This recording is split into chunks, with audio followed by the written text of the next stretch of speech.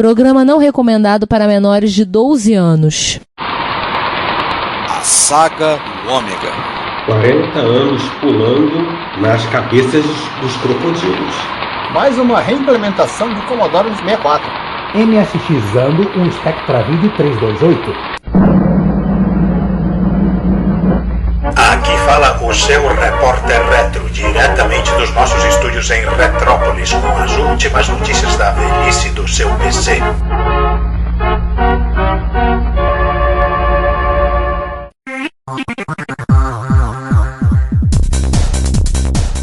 Bom dia, boa tarde, boa noite, sejam bem-vindos ao episódio número... Não faço a menor ideia do repórter reto, peraí, 85?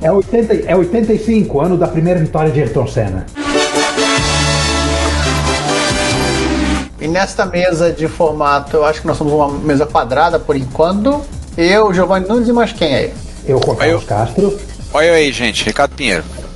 Bom dia, boa tarde, boa noite. Eu, César Cardoso. E iniciando os trabalhos, temos um estoque bastante saudável de efemérides, né, neste agosto, né? No mês de agosto. Um monte de efeméride quarentona já. Eu tava reparando isso.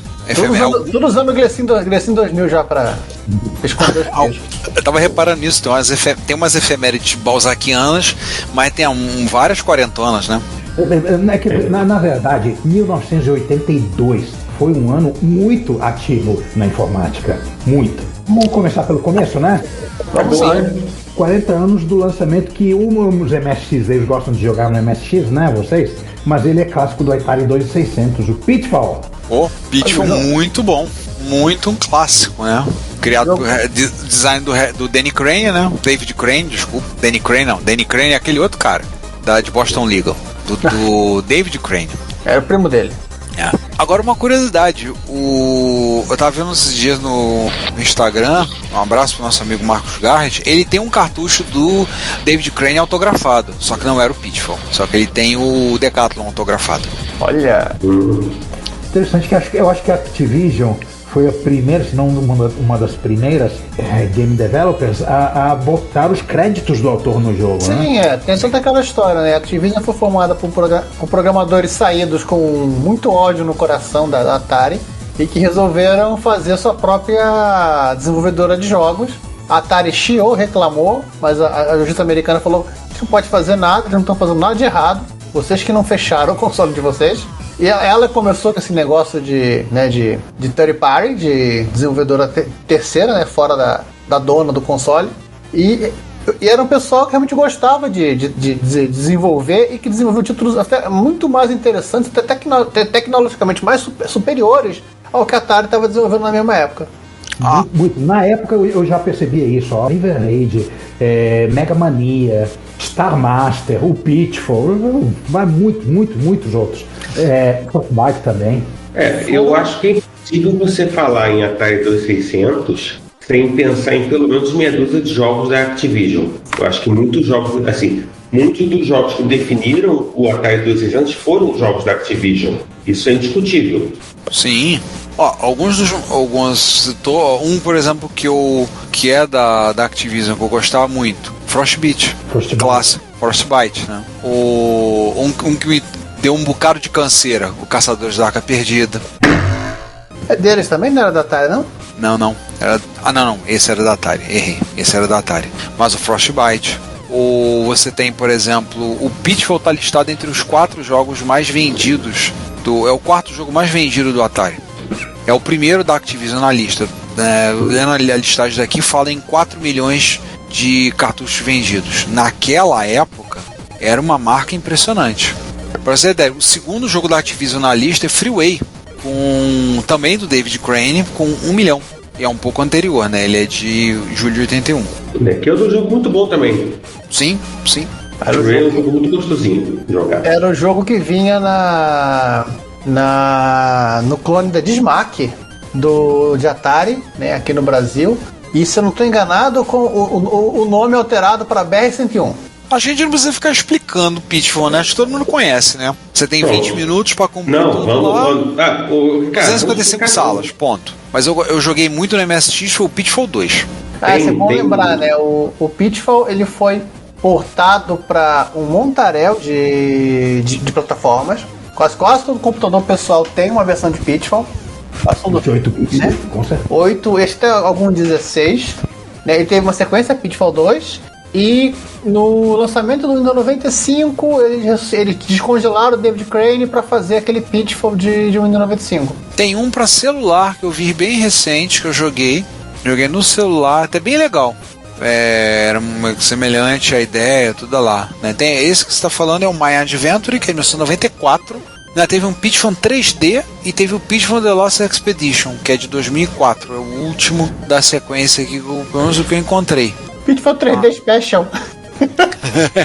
Mas esse não é um podcast do Pitfall, então, por favor, vamos passar adiante. Vamos seguir com outro quarentão aí. Vamos pular para o outro lado da poça, e como nós estamos gravando este Repórter Retro no dia em que faleceu a Rainha Elizabeth, nós vamos fazer um minuto de silêncio em homenagem a ela.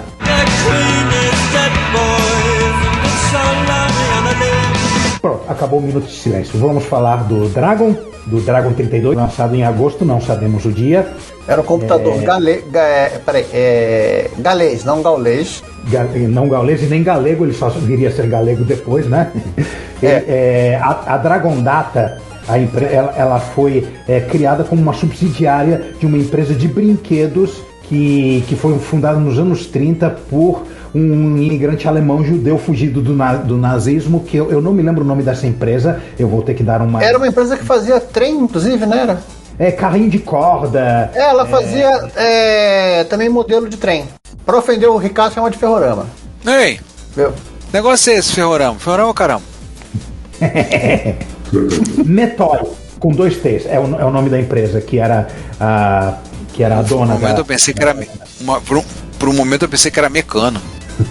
Mas ela devia ser concorrente. Dessa geração de mais ou menos dessa geração de brinquedos, né? E esse computador foi pensado como um computador para crianças usarem, como uma ferramenta educacional de escolas também. Não teve tanto sucesso nas escolas, mas ele é um computador muito jeitosinho. As pessoas dizem que ele é um clone do Coco, mas não é. Na verdade, os dois têm uma origem comum, que é aquela implementação de referência da Motorola. A Motorola vendeu o mesmo projeto para as duas fábricas. Qual o problema? O projeto é meu, eu vendo para quem eu quiser. E eles realmente ficaram muito parecidos em termos de capacidades, etc. Mas, claro, há suas diferenças. Os chips estão diferentes, o mapa de memória é diferente, tem ele tem o serial RS-232 legítimo e não aquele bitbanger, mas dado isso a experiência é bem... Ele tem também a malha do teclado, a malha não é o malha de teclado, mas o mapa de teclado é diferente. Sim. E a Microsoft safadinha vendeu 2 versões, uma para Tandy e outra para Dragon, do mesmo Basic. Ele tem diferenças. Por exemplo, eu acho que o ponto flutuante tem mais precisão no Dragon, se não me falha a memória. E ele é tão parecido, mas tão parecido, que eu fiz isso no meu plano Dragon, que eu vendi para o Franklin Maciero um tempo atrás, esse mod, para você poder usar de TRS Color adaptada, né, com mudança dos endereços, etc. Mas muita coisa de Coco passa a rodar nele. Tem uma chavinha lá para você mudar, muito interessante.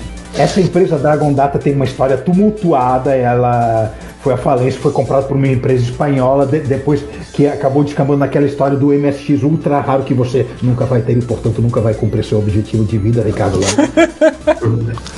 Mas o MSX é outra história, não estamos aqui para falar de MSX. A empresa faliu, ela pagou os funcionários com a MSX. Pois é, né? Eu ia ter que pagar um funcionário para me arrumar um. Vai ter que subornar um funcionário, não sei, um ex-funcionário.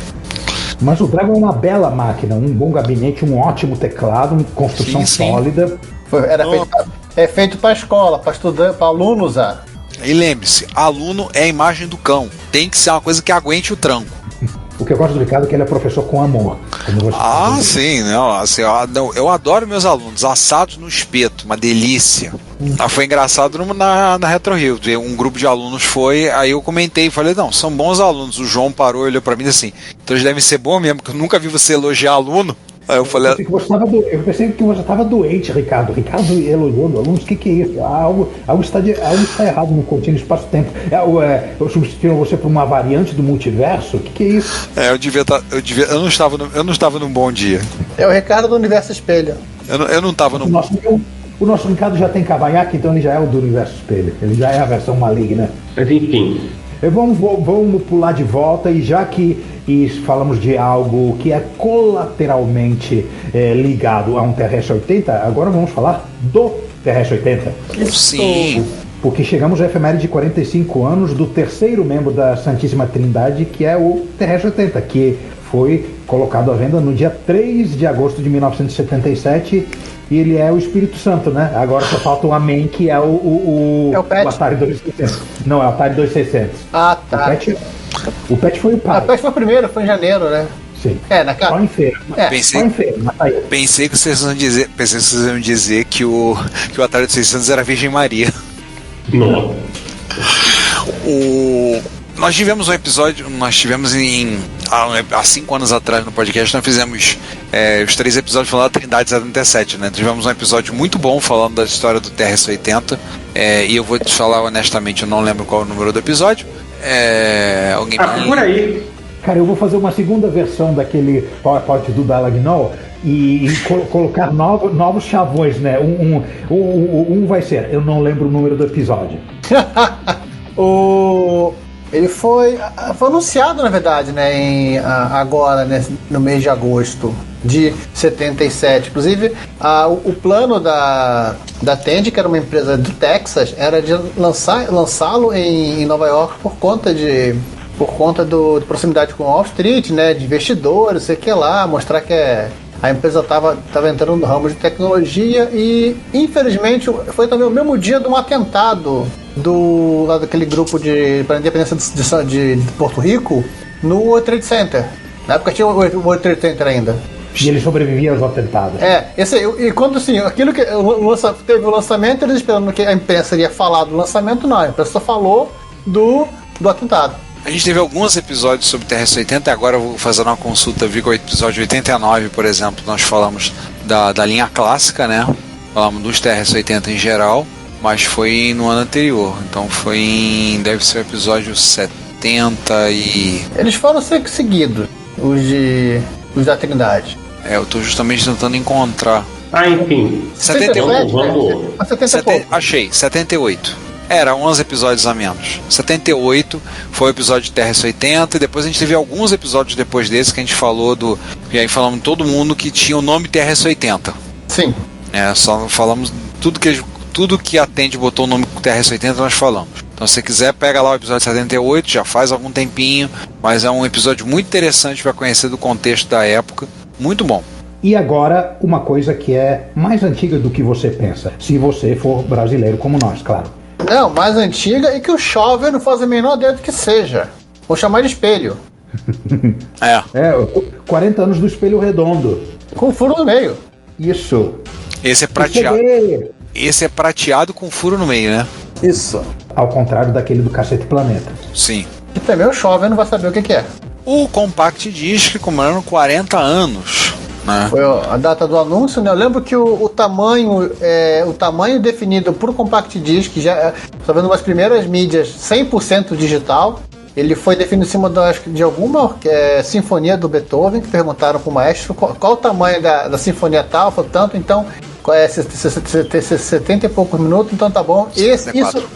Isso define o tamanho do CD. Tem que caber a sinfonia no CD. E ficou bom pra música pop, né? Que os álbuns normalmente são um pouco menos do que isso. Sim. Os maiores, uns 15 minutos a menos. Então ficou porreta. E se o Tomás falhasse, você fazia um CD duplo. Um álbum duplo. Mas primeira coisa, nem todo mundo fazia álbum duplo. Né? Já tinha acabado a época do progressivo, que nego fazia disco lançava disco de 4 discos, duplo com 2 faces. Olha aí o Ricardo insinuando que se tivessem perguntado para uma banda de progressivo qual era o tamanho das músicas dele, o CD teria 20 centímetros de comprimento. Ia ser o tamanho do Laserdisc, cara. Fatalmente, ia ser o tamanho do Laserdisc. Fatalmente. Ainda bem que perguntaram usaram a música do... Usaram uma sinfonia de Beethoven. Eu não me lembro se é a quinta ou a nona que usaram. Mas ainda bem. E agora a nona sinfonia. A nona, né? Olha que tem áudio de Joy. E outra coisa, e se você, garoto pentelho, resolver achar que a gente está falando de coisa totalmente off-topic, lembre-se que o CD passou a ser usado como armazenamento de dados para computadores bem antes do nosso ponto de corte, em 94 ou 95, de acordo com o seu gosto. Não, antes, né? Lembre-se que assim, o CD originalmente foi projeto da...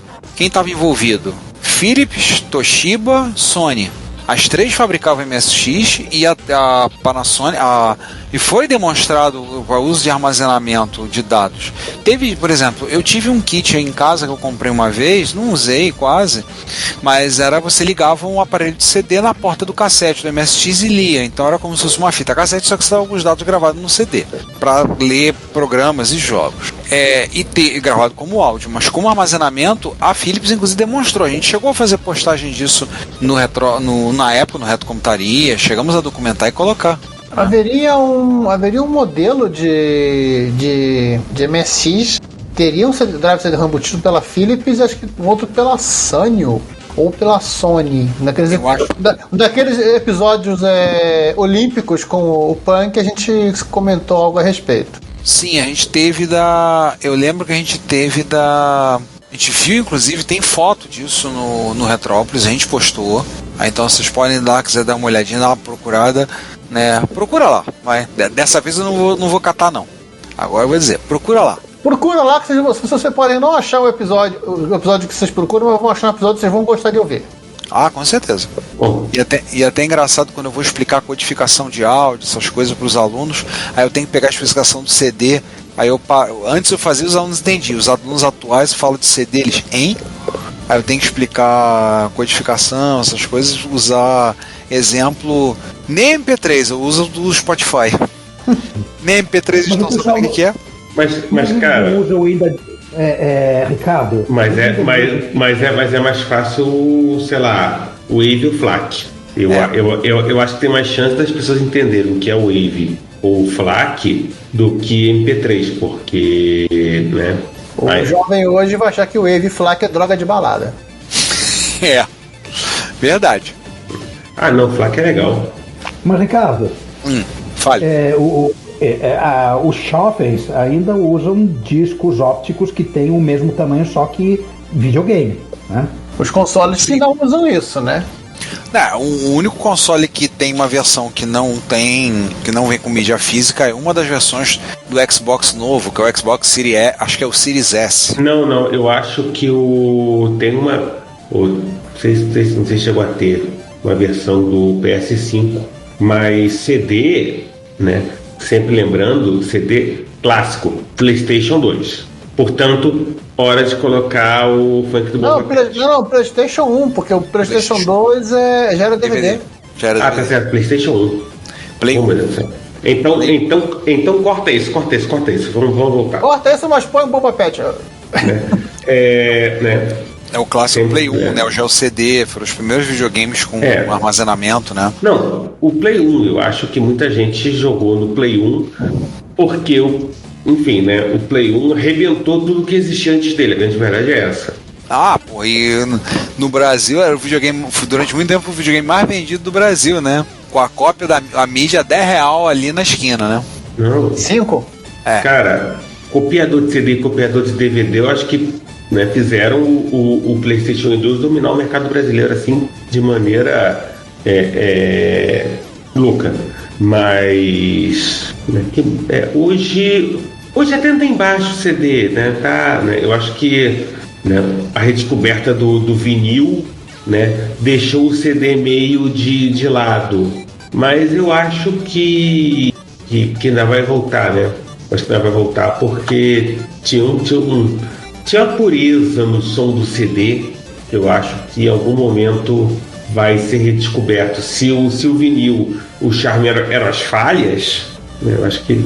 Mas enfim, né, eu espero que um dia também volte aos fita cassete, seja hipster da fita cassete. O charme vai ser a qualidade de não ter compressão. Isso vai ser o que... Você pode ouvir perceber a perda da que a compressão embute nossa música. Olha esse timbre como ficou diferente. Tá, mas aqui ninguém é hipster de áudio. Vamos seguir adiante, por favor. Vamos. 30 anos do bonequinho de ação que era a cópia do G.I. Joe? Isso, só que tamanho maior. Na verdade, esse bonequinho que era o G.I. Joe grande era um pouco mais velho, né? Esse computador é novinho, tem 30 anos. Isso. Atari Falcon 030. Foi lançado há 30 anos, Falcon 030 é o último computador da geração dos Atari ST. Ele vinha já com HD embutido, né, de 2 polegadas, interface IDE. Ele já vinha com saída VGA normal, né, ainda suportava os outros modos antigos. 2 polegadas? Existia HD de 2 polegadas? 2.2, já. HD? Notebook. Notebook é 2,5. 2,5, isso, obrigado. Meia polegada não faz diferença. Nossa, eu não imaginava que faziam HDs tão pequenos. Não, o Amiga 600 também já vinha com um HD de 2.2 de fábrica. Tinha um modelo que vinha com 2,5. Tinha um modelo que saiu com HD de 40 MB, eu acho, ou 60. De 40 ou 20.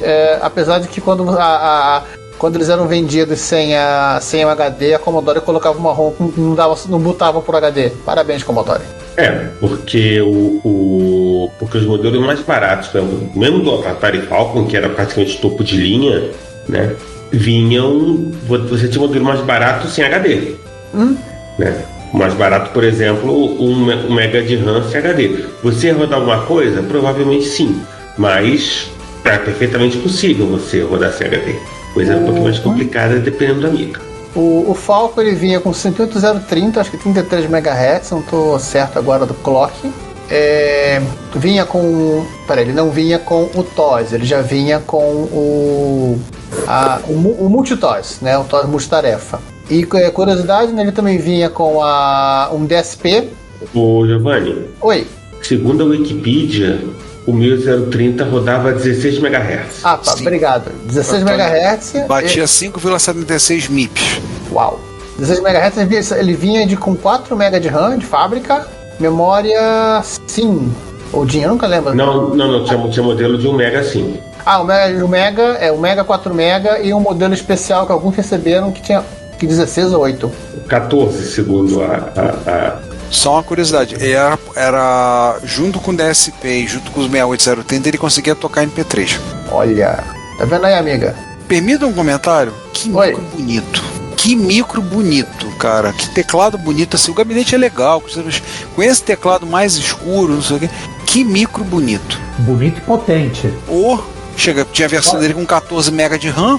Olha, lista de desejos. Não, essa máquina, cara, essa lista de desejos de qualquer pessoa que tenha um Atari, que tenha ou queira ter um Atari ST. O problema é primeiro encontrar segundo, ter o dinheiro para comprar.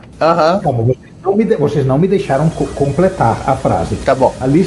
Minha lista de desejos é que alguém com mais dinheiro do que a gente, somados, consiga um Falcon 030 e traga para uma Retro Rio e toque MP3, tá? Fica lançado o desafio, por favor. Mexam-se. Vocês que têm dinheiro, mexam-se. E se eu não estou enganado, ele só tem um 68030 porque o Jack Tramer perguntou qual é o processador que a Commodore colocou na Amiga 1200. 020? Então põe o 030 nele. Muito justo. Essa máquina, por conta do DSP, ela foi usada em laboratórios para fazer digitalização em geral, né?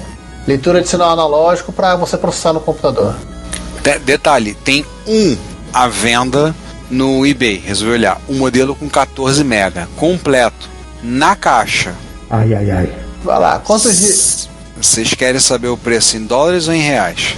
Passa em dólar. Dólar pra gente em dólar que dói menos. A gente se ilude. $3.298,90. Dói. Quando isso custava $800, eu achava que não queria comprar. Foi a vida. Essa marca sempre foi cara. Tá na caixa. Mas o teclado... mas eu não vou comprar esse não. O teclado dele é branco, o teclado dele não é cinza. Eu não quero esse não. Azar o seu. Se tem R$3.000 quer comprar um Falcon, não compra porque O teclado não é cinza, sabe o seu. E não tem porta de cassete, é um compatível. É um compatível. Não, pior, ele tem um DSP, então ele tem porta de cassete. Mas vamos seguir Vamos. E vamos parar de abobrinha. Opa, quase. Mas essa máquina é uma abobrinha. A sucessora dela não foi, mas ela foi uma abobrinha. 35 anos do início nada glorioso da franquia Street Fighter. Round 1, fight! Não o Street Fighter 2, que você jogava no botequim, demorava 5 horas pra você comprar Coca-Cola pro almoço de domingo, tá, jovem? Não joga, velho? É o Street Fighter de rodoviária.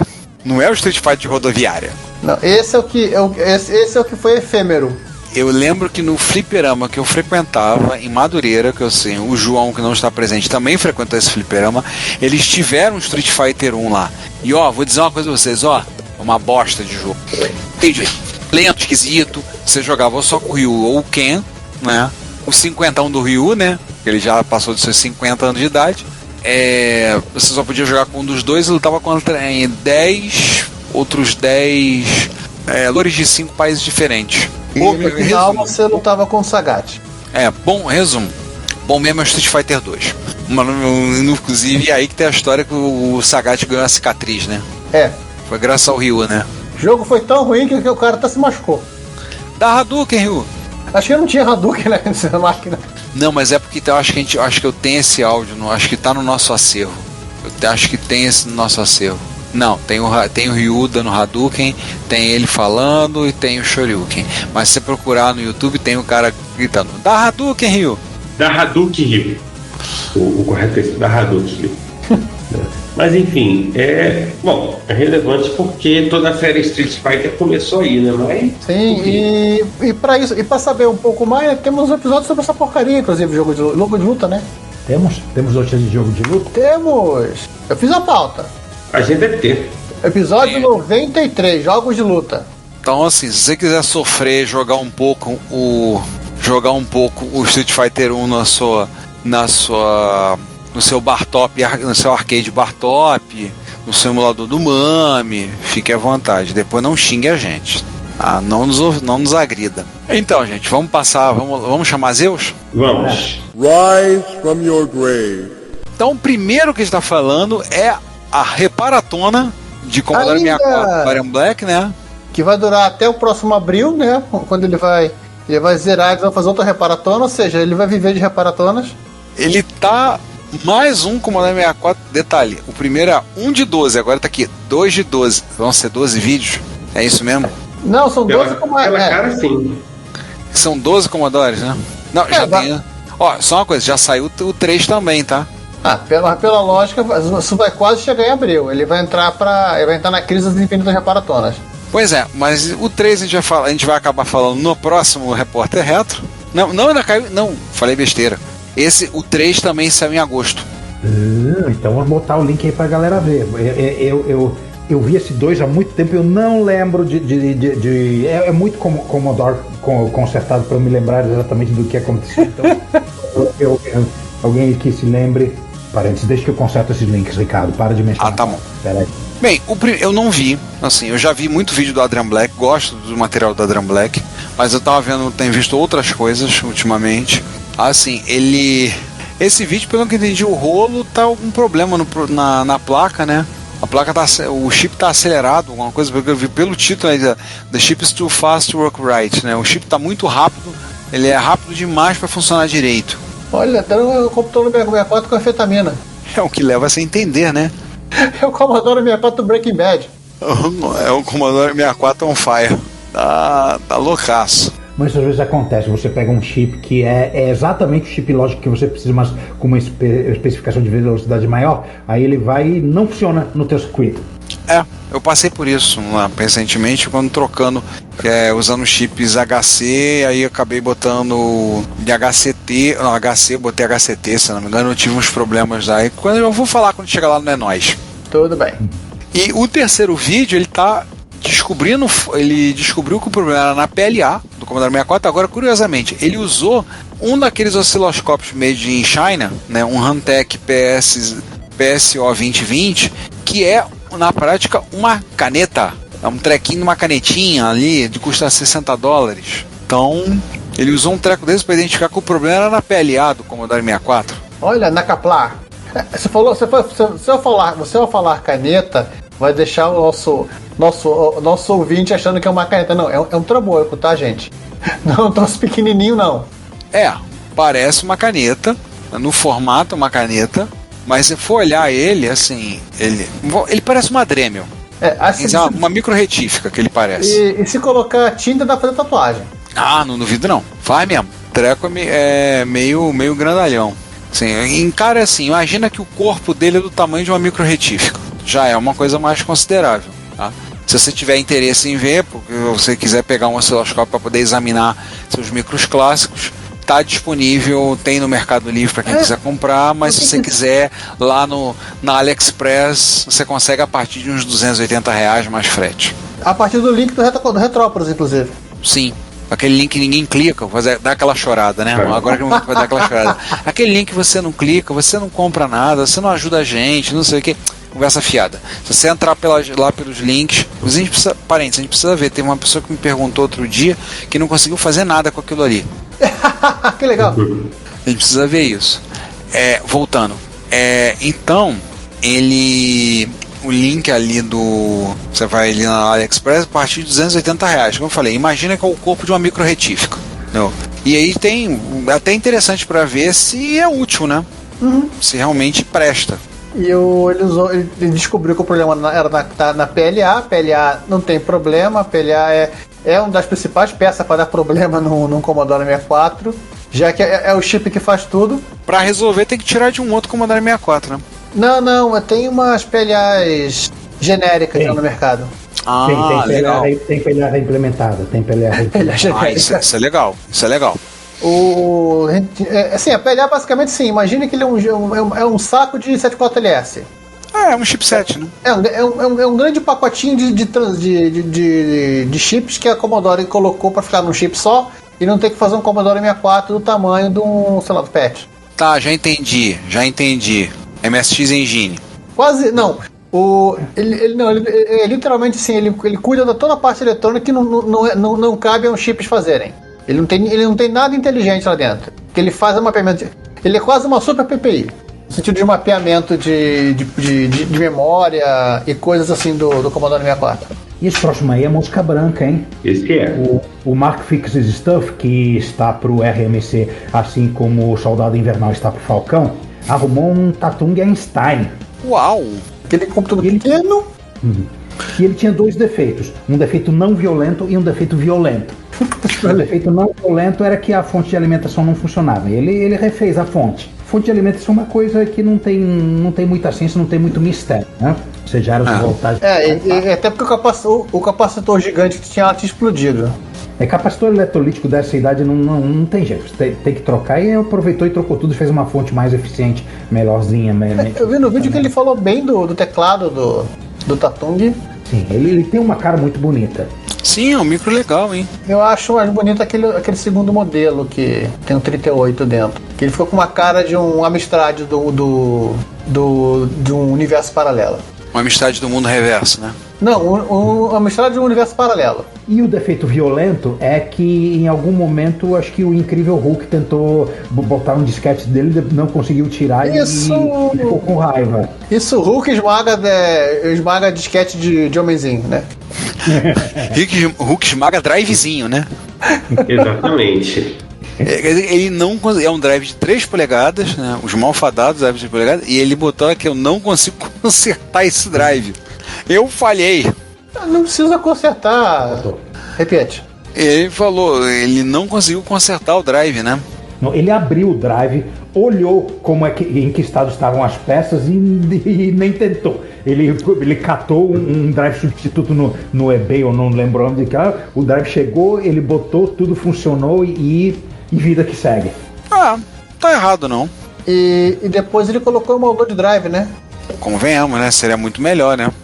Mas não vai ter um emulador, vai ter que desmontar. Você vê que esse emulador de drive, aquelas placas, né? Uma plaquinha besta lá dentro. Faz um gabinetinho para poder colocar e monta num gabinetinho menor de 3 polegadas.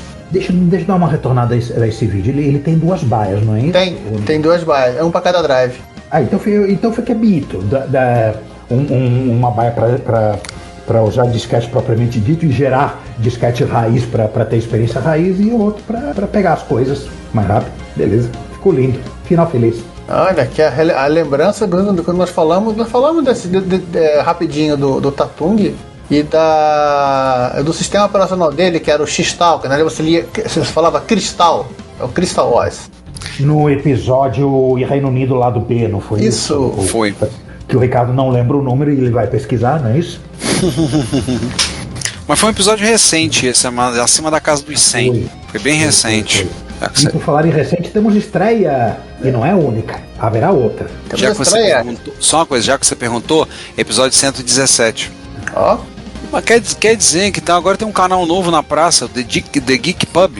Sim, do irmão do Dave Murray, que é o 8-Bit Guy. Mike Murray, o nome do Geek Pub. E ele gosta de arcade, hein? Ele tá restaurando uma placa Space Invaders original de fliperama. Aí é bonito, hein? Pô, isso é legal, hein? Isso é legal, hein? Apenas um pequeno detalhe. O brasileiro cinquentão que está se lembrando saudosamente daqueles flippers da Taito, onde a galera jogava Space Invaders a rodo, o Space Invaders que nós brasileiros jogamos é Space Invaders parte 2. Antes desse houve a Space Invaders legítima, raiz, de 1978, que não tinha tantas firulas legais quanto a parte 2 que a gente jogava, mas que é a precursora de todos os shooters, etc., que a gente falou no dossiê Space Invaders. Episódio 111. Isso, você foi mais rápido que eu. Não me deixou falar que o Ricardo não lembra o número, vai pesquisar. Praga. Eu já tinha pesquisado. Eu já tava buscando.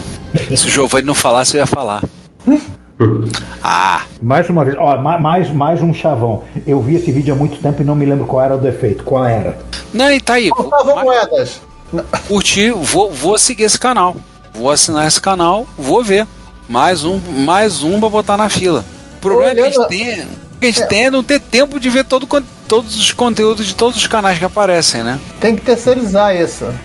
Tem que fazer isso, né? Fazer um processo de terceirização, né, pra assistir. Segundo o que ele tá vendo aqui, parece que alguém tentou fazer um JAMA pra ligar essa placa. Enfim, né? Ficou horrível. Só uma curiosidade, é um vídeo um pouco mais antigo, mas ele tá fazendo uma máquina de arcade para o pessoal jogar Petsky Robots. Eu falei que ele é cara de arcade. O 8-Bit Guy, o irmão dele, ele já mencionou algumas vezes que ele quer montar o Petsky Robots, o jogo dele feito para várias plataformas, numa máquina de arcade. E obviamente o trabalho físico caberá ao Mike, vulgo Geek Pub. Mais um canal que eu já assinei aqui, já me inscrevi, mais um. Muito bom, veremos. E obviamente quando essa máquina de arcade vier à vida, nós noticiaremos, claro. Com certeza. Então com isso, vamos agora chama o Victor Frankenstein. It's alive! It's alive!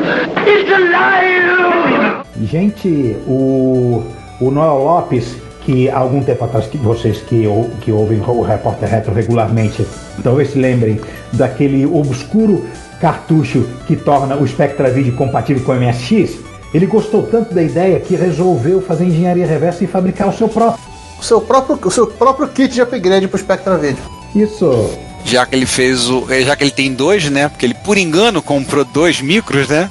Por engano, sabe? Você, poxa, nem tinha reparado nisso, Essa foi a desculpa que ele deu pra esposa, né? E deu no canal também, eu comprei por engano, Tá bom, conta pra outro. Porém, assim, pelo que deu pra entender, o Noel Lopes ele ainda tá em processo de mudança e as máquinas deles estão navegando dentro de um container pelo Oceano Atlântico ainda. Não chegaram ainda aos Estados Unidos. Só um parênteses, você começa a tocar o vídeo, logo com 2 segundos aparece o Sony. Um Sony MSX1, o vermelhinho, o HB101, que micro bonito. Mas interessante, ele se empolgou com esse negócio, com a história desse cartucho, né?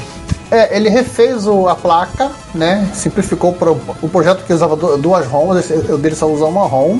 Ele deu uma mexidinha, ele inclusive até fez com impressora 3D um cartuchinho bonitinho para esse, em vez daquela caixa de alumínio lá do design original espanhol. E ele fez mais do que isso.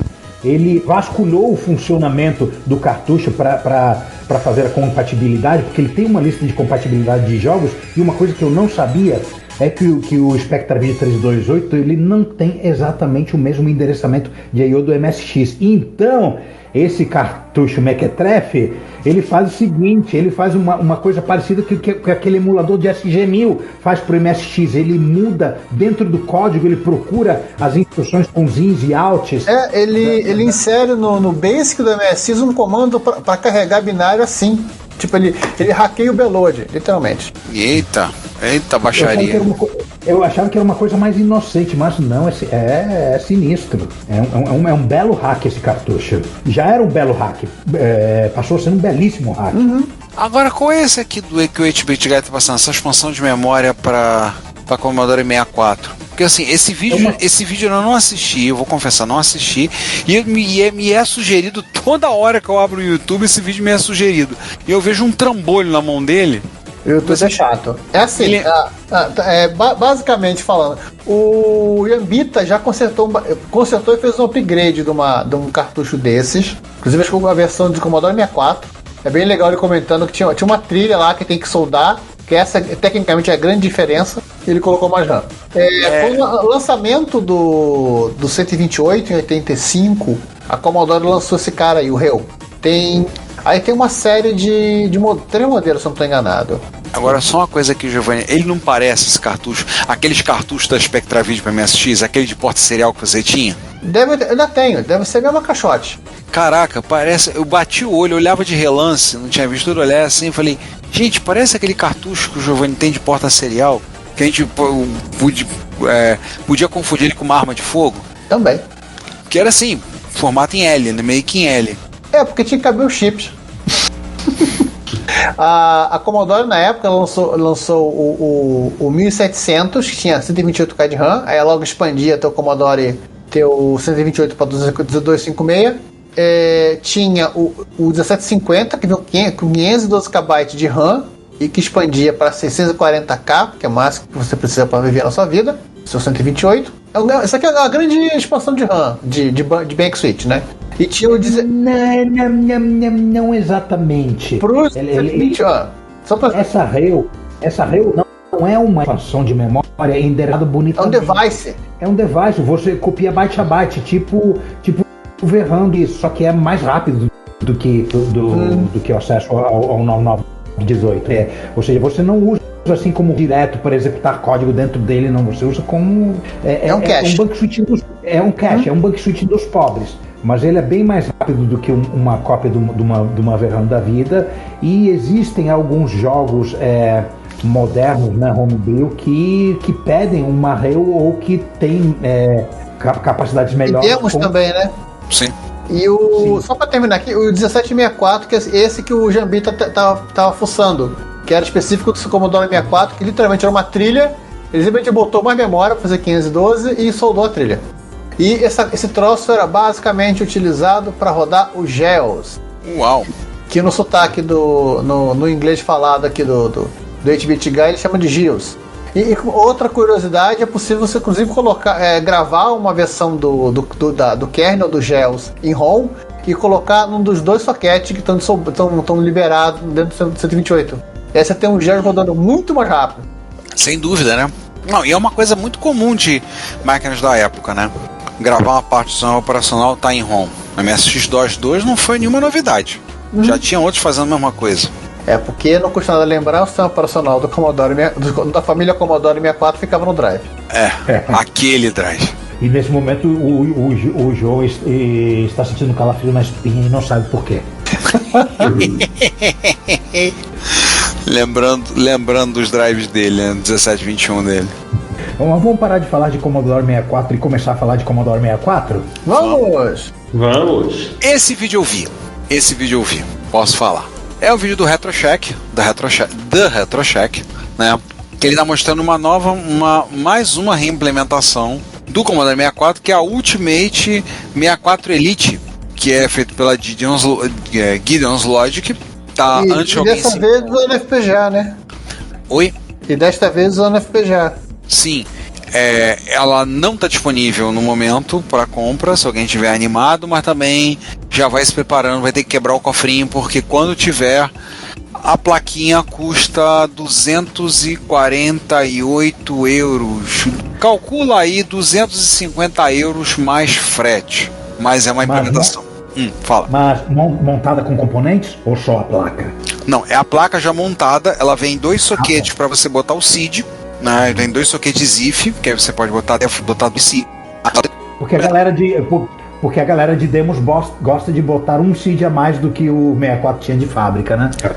Eles gostam de botar, eles sempre acham que o melhor para estar no SID é sempre um SID a mais do que já tem. Então, quanto mais tiver, melhor.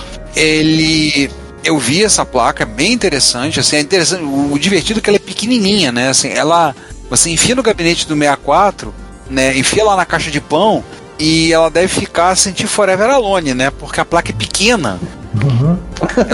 Ela segue basicamente a parte de cima do 64 e a parte lateral, no caso, para ter as portas de joystick, e traz umas portas USB. Ele tem todo marrom que você pode inicializar, ele mostra como fazer. Você tem várias coisas que você pode fazer na parte de software dela, tá? Ela não tem saída VGA.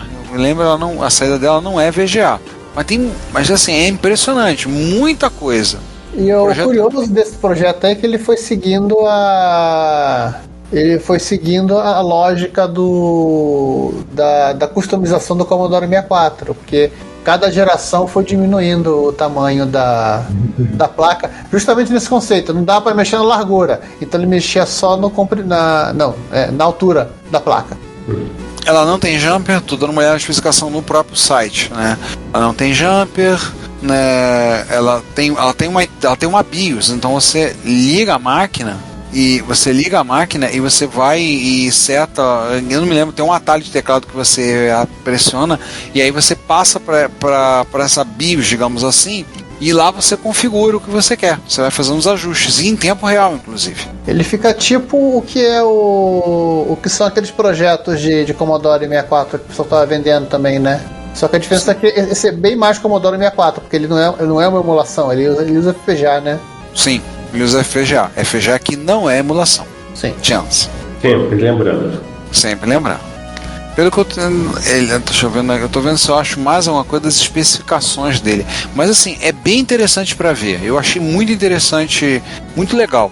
Ele explicando tudo, colocando. E não é um vídeo longo assim. Uma coisa que eu gosto dos vídeos do The Retro Check é assim, os vídeos deles são muito bons e não são longos. Ao contrário do Jambeta, que tosse e faz um vídeo de 40 minutos, né? Os vídeos do The Retro Check normalmente estão na faixa dos 15 a 20 minutos. E além do vídeo tem o site do produto que a gente está botando aí também para vocês verem. Sim.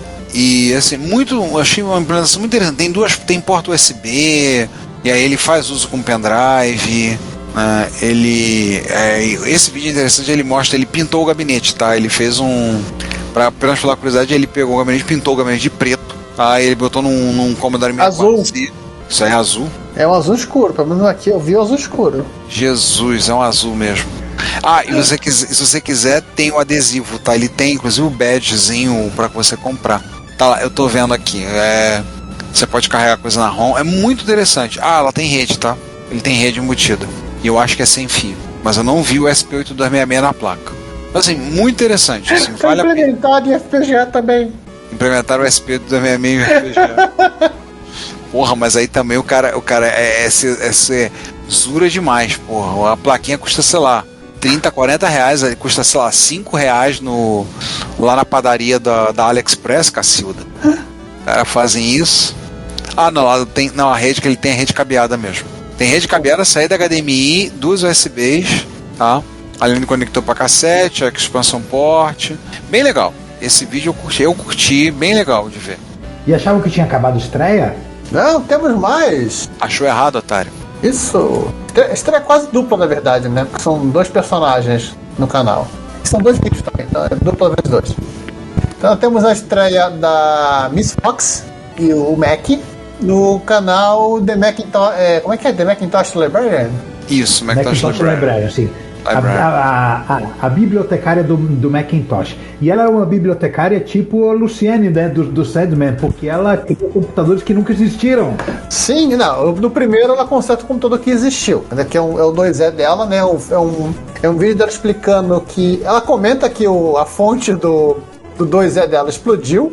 Assim, ela falou, explodiu um capacitor, óbvio, e que ela poderia trocar, mas, poxa, continuaria sendo a mesma fonte velha de, sabe, sei lá quantos anos e com cheio de problemas. Então, assim, ela acabou optando por comprar a fonte da Reactive Micro, se eu não estou enganado, que tem uma adaptação, onde você espeta aquelas fontes genéricas, aquelas fontes industriais que você compra em qualquer lugar, qualquer botiquinho hoje em dia. Sim, aquelas que são aquelas caixinhas metálicas toda furada. Né? Ela, onde ela compra aquilo, ela adaptou para dentro usou a placa da Reactive, né, que você coloca e prende a fonte ali, você prende todos os cabos e fica como de fábrica, e ganhou um Apple IIe com uma fonte nova. Isso é mais um Rise from Your Grave, né? Frankenstein mesmo. Frankenstein mais é que ela fez depois, né? Porque ela, segundo ela, o Mac, não foi ela, foi o Mac, comprou três Color Classic 2. E ela resolveu fazer testes de mod. Oi.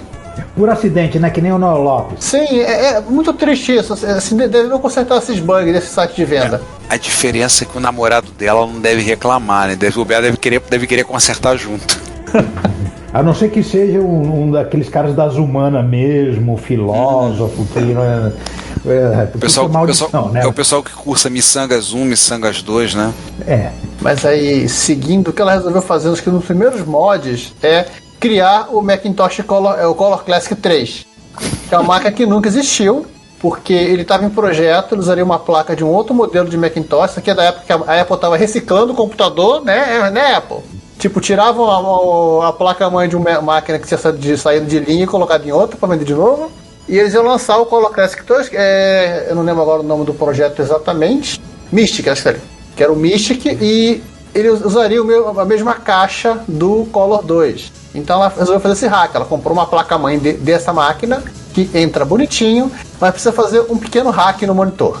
E nesse momento que você falou criar um computador Color Classic 3 que não existiu, eu tô vendo os trolls zumbis, né, dos grupos de MSX se mexendo. MSX3, MSX3, MSX3, MSX3. Não, esses estão mais sossegados devido que estão alguns lá com as loucuras no metaverso do Nishi. Ah, tá. E o grande hack que ela. Não um hack, um mod que ela teve fazendo no monitor foi fazer com que o monitor padrão do Color 2, que era de 12 por 384. Oi, falem. Não, eu sei o que você vai falar, mas fala. Deixa eu explicar. Ela fez um hack no monitor. Quando eu tô falando hack no monitor, o tubo, ela não mexeu no tubo, ela mexeu na placa controladora do monitor, para que o monitor passasse a gerar 640 por 480 ao invés de 512 por 84. Como ela fez isso? Duas alterações. Alteração número 1, ela faz alguns cortes numa trilha para poder mandar mais voltagem para a placa. Isso é mundo analógico. E tem um outro ajuste que ela faz, que ela troca a identificação do monitor para o Mac. Pode dizer para o Mac que ele gera mais resolução. E o resto aí é com a placa de vídeo. Hack de serra IT, nossa senhora. Neste momento. Coisa linda. Nesse momento, Alfredo Henriques está tendo uma ereção e ele não sabe por quê. Ai. O canal dela é bem legal, hein? Tem pouquinhos vídeos, assim, ela ficou. Já assinei também. Já assinei o irmão do 8-Bit Guy. Nossa, o que mais tem é canal bom de restauração e hack retro acontecendo. Nossa senhora. No momento ela tá liberando espaço para colocar um Nextcube em algum canto da casa dela. O negócio dela o negócio dela é Apple mesmo, né? E Next é coisa de Steve Jobs, colateral, então é da família, né? É primo. E temos um ano passo fazendo coisa para MSX, é isso? Vamos passar então para fortalecer o nosso relacionamento com os fornecedores. Vamos lá? Bora! Brasil! Vamos direto, né? Pois é, Vitor Truco, nosso chapa, comprou um expert conosco adquirir um expert, fornecemos. Aliás, um parênteses, parênteses não precisa sair, mas uma coisa, esse expert estava com um problema, ele me contou depois, ele conseguiu achar uma microfratura no segmento, acho que era entre o VDP e o Z80, eu teria que olhar o que ele me explicou, mas eu falei assim, poxa... Uma trilha da placa? Uma coisa pequenininha, porque depois de um tempo, o micro muito tempo ligado, ele travava. Aí ele foi lá, investigou, ele falou, não, consertar foi fácil, o duro foi achar o problema. Mas ele consertou e ele falou que na época ele tinha pedido um expert, né? Quando eu peguei, a gente passamos esse expert para ele, que ele disse que ele queria fazer coisas novas, precisava de um expert. E a primeira saiu. Ele fez um adaptador de teclado USB para o expert. E ele demonstra com um teclado mecânico. Teclado gamer? Teclado gamer, entendeu? Ele demonstrou com o teclado gamer, colocou lá. Em breve estará disponível nas melhores casas do ramo, também conhecido como a lojinha do truco. O adaptador não é aquele adaptador de PS2 ou de USB, que tem que ser USB de um certo tipo, não. Funciona com qualquer teclado USB. E esse, como ele disse, é o primeiro dos projetos que vai sair algumas coisas interessantes aí para expert. Até porque, Ricardo, vamos e venhamos, está cada vez mais difícil você encontrar teclado USB PS2. Inteiro. Não. Inteiro, né? Porque peça também. Não adianta achar, tem que achar inteiro. Pois é. Então, a sacada dele é ótima. Você pode pegar um teclado atual, novo, com bastante plumas e paetes, cheio de lantejola, aqueles que pisca bastante e que faz bastante barulho digitando. Não, você pode comprar um teclado gamer da Philips e ficar tudo em família. Já porque a Philips não fez o teclado. É verdade. É mesmo. E você pode ligar no seu expert. Aí. Olha a ideia, coisa legal. Então ele anunciou que vai haverão novidades. Mais coisas virão aí para usar no MSX. O vídeo é legalzinho, é curtinho. Vocês vão ver ele demonstrando, ligando lá. Eu vi. Então, assim, bacana. Truco, estamos esperando mais. Esperando mais novidades. Ele tem o projeto de fazer uma versão da SMX HB para o expert. Então isso eu acredito que seja uma coisa que ele está desenvolvendo no momento, mas não sei quando vai sair, se vai sair, não sabemos nada.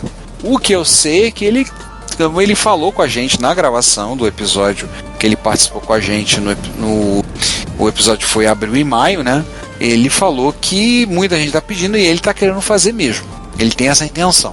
Então o pessoal do expert tá com aquela carcaça expert parada aí, ó, já vai sabendo. E aí vai e liga esse adaptador de teclado. Pô, você só precisa de um gabinete de expert para ter um expert. Olha que maravilha. Ou você nem usa o gabinete expert, você pode arrumar um outro gabinete, mandar fazer alguma coisa, embutir dentro de algo que você não esteja usando, por exemplo, seu micro-ondas. Ultimate Expert Elite. Isso. E depende do caso, inclusive, deve ser mais fácil você utilizar um micro-ondas do que encontrar um bom gabinete. Eu já vi vídeo de um rapaz, aí foi PC, o cara montou dentro de um micro-ondas, montou um PC gamer. E obviamente embutiu a tela na tampa da frente, né? Na porta. Botou ali a tela. Então, que impede? E voltamos a ter comentários, né? Não muitos, mas temos. Sim, nós temos comentários no nosso episódio do Quase MSX, né? O segundo tomo, no episódio 133. Na parte A, apenas 2 comentários. O que vocês estão fazendo agora? Fazer nosso protesto. Gente, vocês não estão comentando mais não? Por favor, gente, vai lá no site, comenta aí. A gente adora ler comentários. Adoro ler os comentários de vocês. O que vocês acharam do episódio? E a gente agradeceu o Guilherme Mitchman, né? Nosso secretário de Cultura, que participou, fez 2 comentários. O primeiro que ele ficou todo empolgado, ouvir fazendo a mudança. Esperamos que a mudança tenha sido bem sucedida. E ele falou... Esperando pelo menos que a mudança tenha acabado. Não, se for obra, a obra não acabou. Porque eu não acredito em obras. Eu não tenho fé em obras. Porque eu vou te contar. E o comentário outro que ele colocou é essa da empresa Repetir Desenho, quando tive... Happy B. Gente, Hepatite B. Hepatite B. Eu tive hepatite B, jurei que ia passar um mês em casa vendo TV. E a manchete estava falindo e só passou o meu episódio de Sailor Moon todos os dias naquele mês. Me perdão, eu faço minhas palavras do jogador Marinho do Ceará. Que merda, hein? Não é pouco não, viu? Porra. Não, mas Sailor Moon, aí tudo bem, tem gosto pra tudo. Pô, a gente só... Ô, o João gosta, pô. Que isso? A gente só tem R$10 e uma mariola mordida. Quantos episódios da tua série dá pra comprar? 1. Ah, então tá bom, tô levando. Não, na verdade, não, né? Não é pra comprar, já tinham comprado direito. O que eles estavam fazendo literalmente se botaram em loop infinito, porque não tinha funcionário pra trocar a fita. Novamente reitera a frase do Marinho. Que merda, hein? Esse canal 6 ficou meio amaldiçoado, né? Depois que a Tupi foi pra falência, né? Agora é a Rede TV, né? Continua amaldiçoado. Não, continua, assim, lugares amaldiçoados da televisão brasileira. O canal 6 do Rio, o prédio da Tupi em São Paulo, né? Da Pessoa Afonso Bovero, e o canal 32 do HF de São Paulo agora. Aliás, cara, eu vi uma coisa pra falar, agora esqueci. Ah, não, a rede, lembrei.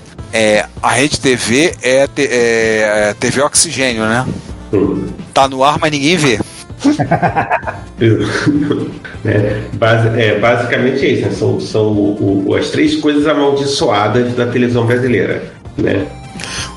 O prédio da Tupi em São Paulo era onde tava a MTV, né?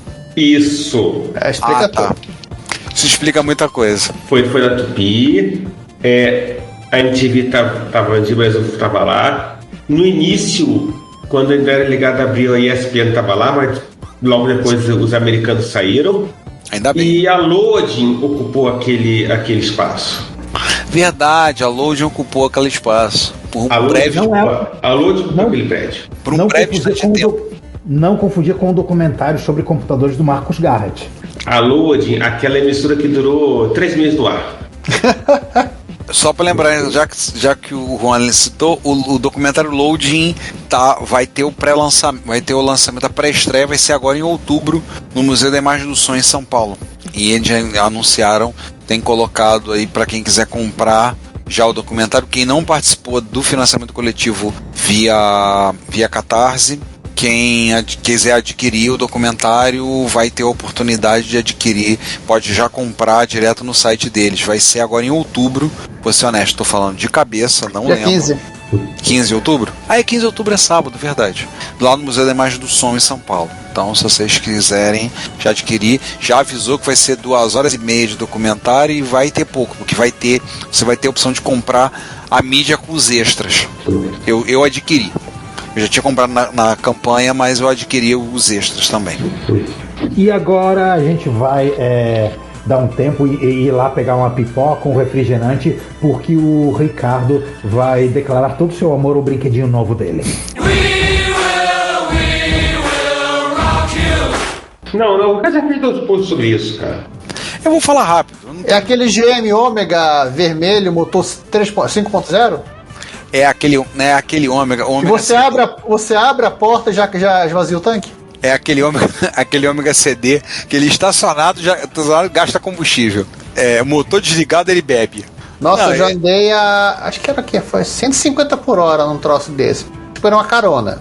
O cara foi quebrar o galho da gente, foi nos dar uma carona. No meio da estrada ele puxa o celular pra avisar que ele tava dando uma carona pro pessoal que já tava voltando. Isso, 150 por hora. E eu me segurando no banco. O ômega, vocês já devem ter lido o post. Se você não leu, vá lá e visite. Por ocasião que vocês estiverem lendo isso, já será saído tranquilamente a terceira parte. É que eu tô acabando de fazer a montagem de um ômega. O ômega, aquele projeto que a gente já deve ter comentado, do Sergei Kiselev, que é um projeto 1MSX. Tá aberto o projeto no GitHub e eu tive... 2 mais. 2 mais, né? Ele é o projeto original é 2, mas ele já adaptou a versão da placa que eu já botei para 2 mais. Então, o meu tá funcionando. Ele ficou parado aqui em casa 1 mês dentro da caixa, porque eu não tive tempo de acabar de arrumar, acabar de abrir a caixa semana passada. No início de setembro, que eu parei para tirar da caixa, ligar, testar, ver. Então, assim, já tem 2 posts lá contando a saga. O terceiro já deve... Quando vocês ouvirem isso, já terá saído o terceiro. E provavelmente já deveria ter saído o quarto. E não sei quantos vão fechar. Ele não tem o gabinete. Eu tô vendo para um amigo nosso que a gente já citou hoje para fazer o gabinete. Mas você não ia comprar um gabinete de Apple II e colocar ele dentro? Cara, eu já pensei até em adaptar ele dentro de um gabinete de um laptop, alguma coisa do tipo, mas vai dar um trabalho da porra, então vai ficar horroroso, então é melhor não. Essa última foto aqui no post é flagrantemente inspirado naqueles MSX da Sony, né? Que tem aquela parte que do lado direito é mais larga, né? Qual foto? A última do post, do segundo post, parte 2. A última foto de gabinete. Sim. Os gabinetes que tem os projetos é basicamente para fazer ele em impressora 3D, só que se eu for fazer isso em 3D, eu vou ter que sodomizar uma impressora de algum amigo, vou gastar uma quantidade grande de filamento e vou gastar muitas e muitas horas para imprimir e o gabinete... Você vai gastar tempo e espaço. Não e eu vou ter que fazer... uma aventura espacial. E assim, o gabinete vai ter que ser feito 2 partes, vai ter que ser preso por dentro por porca para poder ficar... Eu adoraria fazer ele com o gabinete, o primeiro gabinete, não o de acrílico, né, o outro ali. Ia ficar uma graça, mas não vai ser. Ele provavelmente vai ser feito no gabinete de acrílico. Então eu já estou vendo isso para fazer. Ou me deram a opção de fazer em MDF.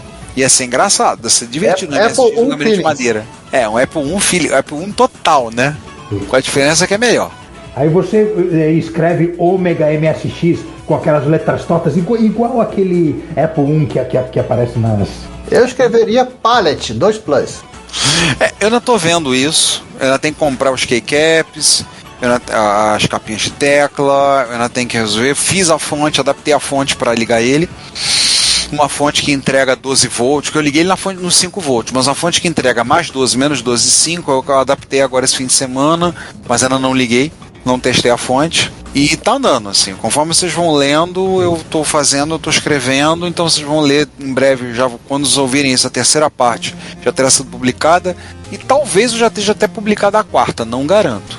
Mas eu pretendo contar toda a história, inclusive vou relatar vou colocar os links das planilhas, porque os componentes eu linkei aonde eu comprei, os preços e os links para quem quiser comprar.